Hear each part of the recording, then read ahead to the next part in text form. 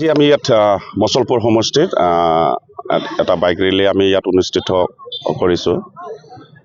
BTR piece accord 5 বছৰ সম্পূৰ্ণ হ'ল আজিৰ তাৰিখত। 2020 চনৰ 27 জানুৱাৰী তাৰিখে ভাৰত চৰকাৰ, অসম চৰকাৰ, নিখিল বড়ো ছাত্ৰ সন্থা আৰু NDFB মাজত এখন শান্তি চুক্তি স্বাক্ষৰিত হৈছিলে, যিখনক আমি বিটিআৰ শান্তি চুক্তি হিচাপে ইয়াত চিহ্নিত হৈছিল। আৰু এই শান্তি চুক্তিখনৰ আজি 5 বছৰ সম্পূৰ্ণ হ'ল আৰু এই 5 বছৰ সম্পূৰ্ণ উপলক্ষে চেলিব্ৰেশ্যন কৰাৰ কাৰণে ইয়াত বাইক ৰেলী অনুষ্ঠিত কৰা হৈছে। আৰু এই বিটিআৰ শান্তি চুক্তিখনে আমাৰ বিটিআৰ বাসীৰ কাৰণে এটা আশাৰ বতৰা কঢ়িয়াই লৈ আহিছে যে ইয়াত ইতিমধ্যে বিটিআৰ চুক্তি স্বাক্ষৰিত হোৱাৰ পিছত আমাৰ বিটিআৰত সম্পূৰ্ণভাৱে শান্তি স্থাপন হৈ গ'ল।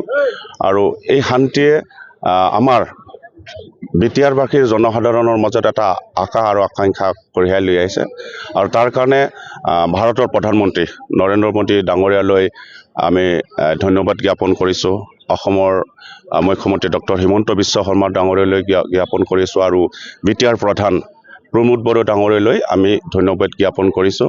আৰু আজিৰ এই বিটিআৰ চৰকাৰৰ উদ্যোগতে ইয়াত বাইক ৰেলী উলিওৱা হৈছে, যাতে 5 বছৰ সম্পূৰ্ণ হ'ল। আৰু এই 5 বছৰৰ সম্পূৰ্ণ উপলক্ষে মছলপুৰ সমষ্টিত বুলি নহয়, আমাৰ মছলপুৰ জিলাৰ অন্তৰ্গত 4টা ককলাবাৰী, দিহিৰা, বাগানপাৰা আৰু Musalpur 500 bike, total 2000 bike rally উলিওৱা হ'ব প্ৰতিটো সমষ্টিত 500কৈ।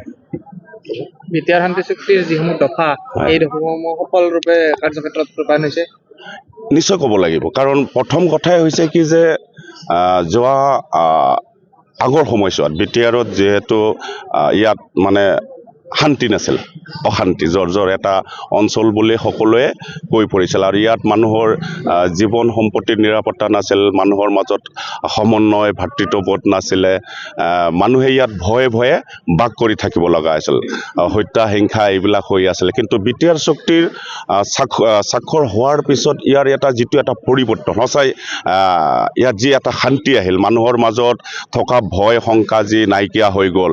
আৰু ইয়াত থকা আমাৰ যিটো সমন্বয় নোহোৱা আছিল, সেই সমন্বয় আমাৰ ইয়াত থকা বিভিন্ন জাতি জনগোষ্ঠীৰ মাজত সমন্বয় ঘূৰি আহিল, বন্ধুত্ববোধ হ'ল, ভাতৃত্ব গঢ়ি উঠিল। গতিকে আমি ক'ব লাগিব যে বিটিআৰ চুক্তিখন হোৱাৰ কাৰণে ইয়াত শান্তি ঘূৰি আহিছে। আৰু এই শান্তিয়ে আমাক এটা নতুন আশাৰ বতৰা আমাক কঢ়িয়াই আনিছে আমাৰ মাজলৈ।